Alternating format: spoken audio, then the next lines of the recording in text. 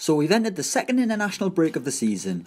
You could hear the nationwide groan across England once the Newcastle-Liverpool came to an end last weekend, as it signalled a 2-week break from Premier League action, meaning we've got to endure 180 minutes of international football that really most of us just don't care about. Sure, the international break might be rewarding if you support one of the other home nations, but for the English, there's rarely any joy in it. So let's take a look at why the international break is basically rubbish. Number 1. Boring football. On paper, international football should be the most exciting thing on the planet, other than the Great British Bake Off, pitting your nation's best players against the greatest players from another nation in a battle to find out which country reigns supreme. But no, international football is a slow, lifeless waste of 90 minutes in which each side tries to out-tactic the other, praying that the other side will cock up at some point so that you can find an opening. England games are hardly edge-of-your-seat affairs, with the only recent instances I can think of being the 2-2 draw with Scotland in the summer or the 2-1 victory over Wales at Euro 2016, and in both those games the drama came in the final 10 minutes, so really you could have just gotten away with watching the highlights. Watching England can be a slog, and that brings us on to number 2, playing against minnows.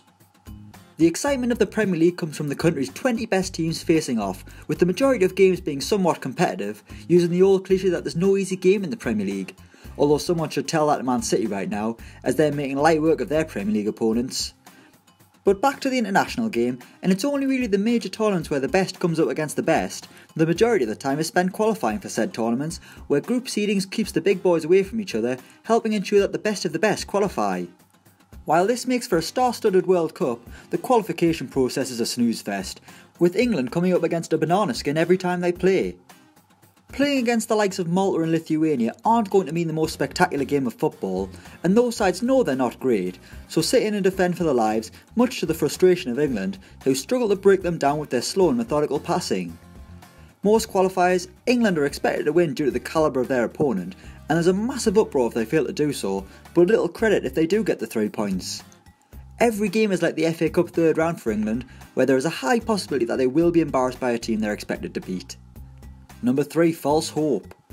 As we've just said, a lot of England's games are against smaller nations, teams with little international quality who the three lions are expected to beat, and more often than not do, albeit in less than spectacular fashion.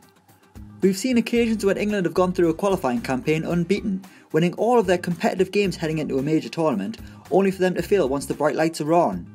And thus becomes the usual inquest from the media, talking of the failings of the national team and how they've embarrassed the country in front of the world, failing to match expectations.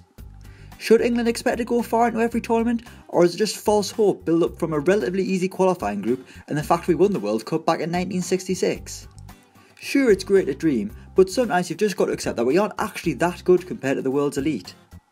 Number 4. Disrupting the rhythm of the Premier League. It's another tired cliche, but you'll always hear the phrase, the international break has come at a bad time, when a pundit or player talks about their team, and unfortunately it's true, because is there really a good time for an international break? If you've just picked up a huge win, then you want the next game to come as soon as possible to try and maintain your form and gain momentum, whereas a break of 2 weeks could mean a loss of momentum and being back to square one. On the flip side, if you've just been hammered 4-0 like Arsenal were by Liverpool, surely the players didn't want that international break. They'd have wanted an opportunity to put things right as soon as possible, rather than dwelling on a heavy defeat for 2 weeks. Number 5. Injuries.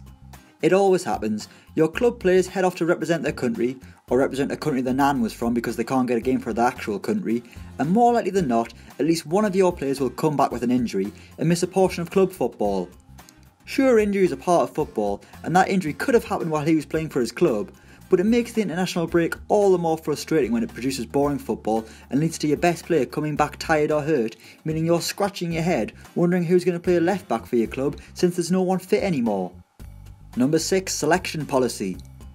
It's a problem that's haunted England for a long time, but the selection policy has been and always will be. If you play for one of the country's big teams, you'll get a call up no matter how well you've played or even if you've not played at all.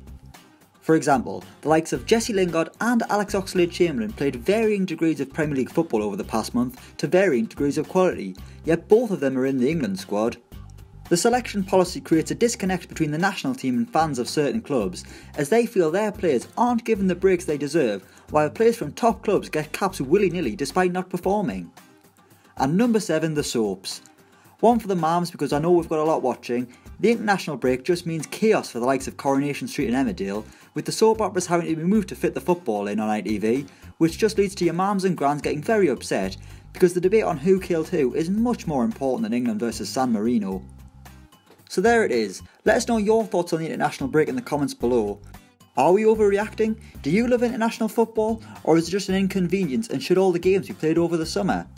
Let us know in the comments below, and don't forget to like, share and subscribe.